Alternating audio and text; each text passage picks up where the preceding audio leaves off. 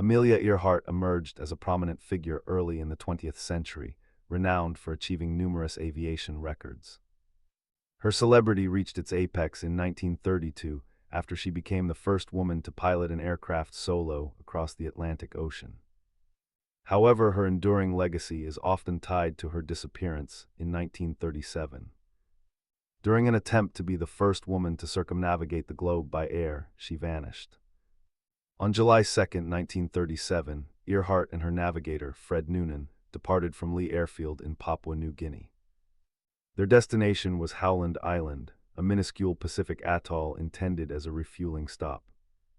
They never reached it. The news captivated the press. President Franklin Delano Roosevelt, acquainted with Earhart, initiated a substantial search and rescue operation. The search involved 4 large ships and 4,000 personnel, incurring a cost estimated at $4 million. It evolved into a significant political challenge. After 2 weeks without success, the official search concluded. Despite numerous subsequent efforts and reported radio signals attributed to Earhart, neither she nor Noonan was ever located. Born in Kansas in 1897, Earhart displayed an adventurous spirit from childhood. Her early life involved movement and some instability, as her father struggled with alcoholism. The Earhart family deviated from some social norms of the era. Amelia's mother allowed her daughters to wear bloomers for play, an unconventional choice when white pinafores were customary for girls.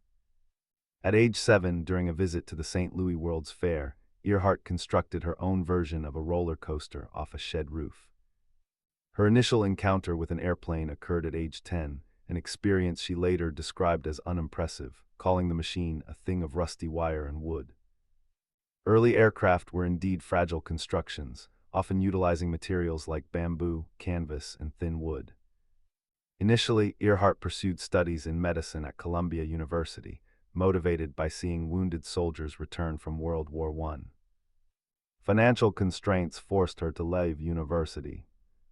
She subsequently worked at Denison House, teaching English and citizenship to immigrant families. It was not until 1920 that Earhart experienced her first flight, a 10-minute ride costing $10, arranged by her father. She described the moment as decisive, stating, "I knew I had to fly." Becoming a pilot in the 1920s presented financial and social hurdles, particularly for a woman. Earhart worked various jobs, including selling sausages and stenography, to afford flying lessons. She encountered resistance from male pilots reluctant to instruct her due to propriety concerns. Eventually, she found Netta Snook, a female pilot only 1 year older, who agreed to teach her.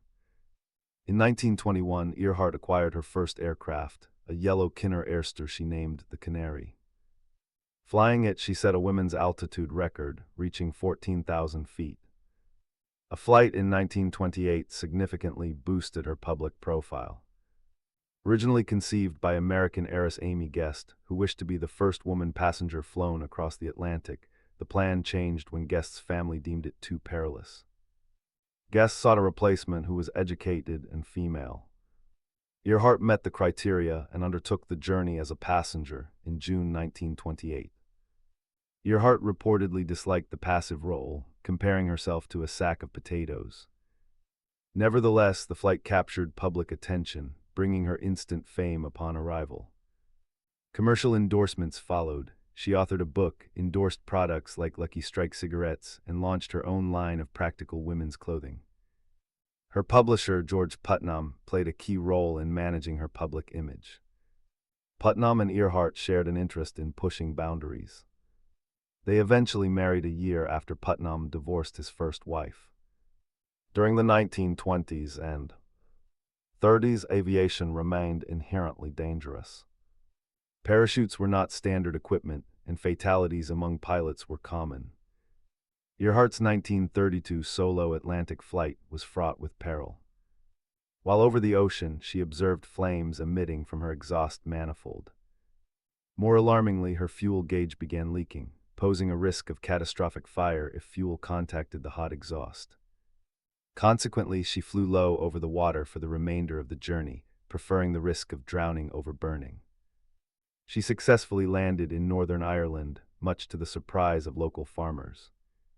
Her final flight attempt began in 1937. By 1937, few major aviation records remained unbroken for Earhart. The goal of circumnavigating the globe, never before achieved by a woman pilot, became her focus before her 40th birthday. She planned an equatorial route, acquired a Lockheed Electra 10E aircraft, and enlisted 2 navigators, Fred Noonan, noted for celestial navigation skills, and initially Henry Manning. Their first attempt commenced from the United States in March 1937. Difficulties arose quickly. Manning withdrew after reaching Hawaii. A subsequent takeoff accident severely damaged the aircraft when it ground looped, collapsing the undercarriage. Earhart chose to persevere despite the setback. She believed abandoning the attempt would define her legacy negatively. The second attempt began in June 1937, traveling eastward to mitigate seasonal weather challenges. The journey progressed successfully across the Americas, Africa, and Asia. Earhart documented the trip with newspaper articles at various stops. She even engaged in a friendly race with a commercial pilot to Singapore, which she won. After crossing Australia, they arrived in Papua New Guinea. The final major leg required reaching Hawaii, but the Lockheed Electra lacked the range for a direct flight. The plan involved refueling at Howland Island, a remote coral atoll demanding precise navigation. A United States Coast Guard cutter, the Itasca, was positioned near Howland Island to provide radio communication and guidance. As Earhart and Noonan approached the island's vicinity on July 2, 1937, communication problems emerged. Earhart apparently could not receive transmissions from the Itasca, although the ship's crew could hear her broadcasts. The Itasca crew reported hearing Earhart announce their proximity, yet the aircraft remained unseen. Growing concerned, the Itasca transmitted continuously on multiple frequencies and generated thick smoke from its engine room, intended as a visual signal potentially visible for 10 miles or more on a clear day. The aircraft never appeared. Intermittent messages from Earhart continued, the last understandable transmission stating, "We are flying north and south." Neither Earhart Noonan nor their Lockheed Electra were ever found. Immediately following the disappearance, numerous reports surfaced, many from amateur radio enthusiasts claiming to have heard signals, though their authenticity remains uncertain. President Franklin Delano Roosevelt authorized the extensive naval search. His wife, Eleanor Roosevelt, who was acquainted with Earhart, also participated in monitoring the efforts. After 2 weeks and significant expense, the official search was terminated. George Putnam continued funding private search efforts until October 1937. With no definitive evidence recovered, Amelia Earhart was legally declared deceased in absentia in January 1939. The lack of concrete answers fueled various theories over the decades. One speculative notion suggested Earhart acted as a spy for the Roosevelt administration, intentionally diverting her flight to allow United States surveillance of Japanese-controlled islands during the search. Another theory proposed capture and execution by Japanese forces. Evidence cited for such theories, including a photograph allegedly showing Caucasian individuals in Japanese custody, has been widely discredited. The photograph likely dates to 1936, predating the flight. The most probable explanation aligns with Earhart's radio reports indicating low fuel while searching for Howland Island. It appears almost certain the aircraft exhausted its fuel supply and ditched into the ocean. Survival prospects after ditching would have been minimal. While the aircraft carried a life raft and inflatable vests, they were stored in the rear fuselage. Accessing safety equipment after a potential crash would have been difficult. Furthermore, a storm entered the region later that day, generating waves reportedly reaching 10 feet in an area known for shark activity. Amelia Earhart's story and unresolved fate continue to provoke interest. Search efforts persist, exemplified by a January 2024 announcement from a former United States Air Force pilot suggesting potential sonar findings related to the aircraft. Throughout the decades since 1937, numerous expeditions have sought definitive answers regarding the fate of Earhart and Noonan. The vastness of the Pacific Ocean presents immense challenges to any search operation. The January 2024 announcement came from Deep Sea Vision, a private exploration company. They reported capturing sonar data showing an aircraft-shaped anomaly resting on the ocean floor, thousands of feet deep, in an area west of Howland Island. Further investigation is required to confirm if the sonar anomaly corresponds to Earhart's Lockheed Electra. Verifying such finds at extreme depths is technologically complex and expensive. Prior to this recent development, another prominent theory centered on Gardner Island, now known as Nikumaroro, an uninhabited atoll roughly 350 nautical miles southeast of Howland Island. This hypothesis was extensively investigated by the International Group for Historic Aircraft Recovery, or TIGHAR. The Nikumaroro theory posits that Earhart and Noonan, unable to locate Howland Island and running low on fuel, searched for an alternative landing site. They might have spotted Gardner Island's reef and attempted a landing during low tide. According to this scenario, they could have survived on the island for some period, perhaps days or weeks. Proponents point to post-loss radio signals, deemed credible by some analysts, which seem to originate from that vicinity. During expeditions to Nikumaroro, TIGHAR documented various artifacts potentially linked to castaways from the 1930s. Finds included fragments of aluminum sheeting consistent with aircraft construction, remnants of a shoe similar in style to Earhart's, and part of a jar that matched ointment Earhart was known to use. Perhaps most debated were skeletal fragments discovered in 1940 but subsequently lost. Later analysis of recovered records suggested the bones might have belonged to a female of European ancestry, consistent with Earhart, though this conclusion remains contested. This castaway hypothesis contrasts sharply with the simpler explanation that the Electra exhausted its fuel near Howland Island and sank immediately in deep water, leaving little trace. The communication difficulties and Earhart's final transmissions reporting low fuel lend strong support to the crashed and sank scenario. The immense search area, deep waters, and the passage of time have made finding conclusive evidence extremely difficult.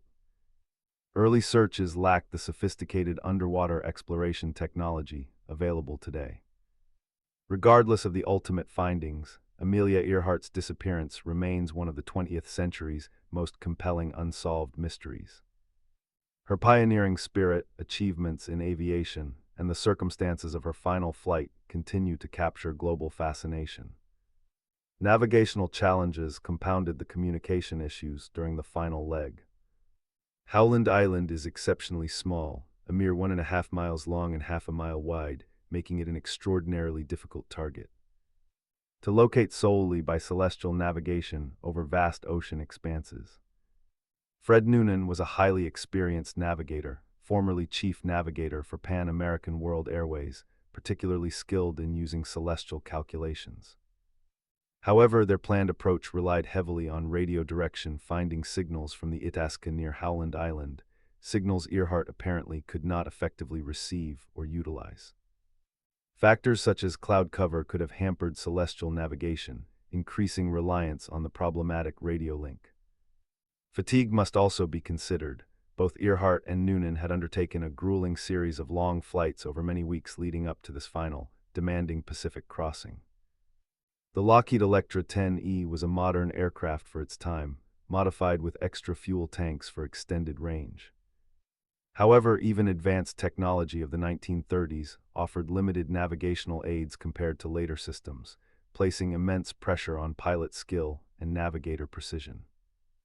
The sequence of events reported communication difficulties, Earhart's statements about flying north and south searching for the Itasca, and her final transmissions indicating low fuel, strongly supports the conclusion that they failed to find Howland Island. Subsequently, the aircraft likely exhausted its fuel and was forced to ditch into the ocean. While alternative theories and ongoing searches maintain public interest, the weight of evidence points towards a tragic end near their intended destination. The Electra, sinking quickly in deep water, would leave scant debris. Beyond the enduring mystery of her disappearance, Amelia Earhart's legacy is significant. She broke numerous aviation records and challenged societal expectations for women during her time. Her determination and achievements made her an international symbol of female capability and adventure, inspiring generations long after her final flight. Amelia Earhart was more than just a pilot. She was a vocal advocate for women's rights and opportunities, using her fame to promote equality. She encouraged women to pursue careers in aviation and other male-dominated fields. Her disappearance occurred on the cusp of significant global conflict, specifically World War II. As tensions rose in the Pacific Theater in the late 1930s, the political and military landscape shifted rapidly. Subsequently, the extensive resources required for further large-scale searches became increasingly difficult to justify amidst growing international instability. The focus of naval assets shifted towards defense preparedness. The mystery of what precisely happened on July 2, 1937, therefore remained largely unaddressed by major official efforts after the initial search concluded. Private initiatives and historical researchers continued the quest, fueled by fascination and the desire for closure. Decades later, the combination of Earhart's iconic status, the inherent danger of early aviation, and the inconclusive end to her final flight ensures her story endures. It serves as a compelling narrative about ambition, courage, and the profound uncertainties that can accompany exploration at the edge of known capabilities.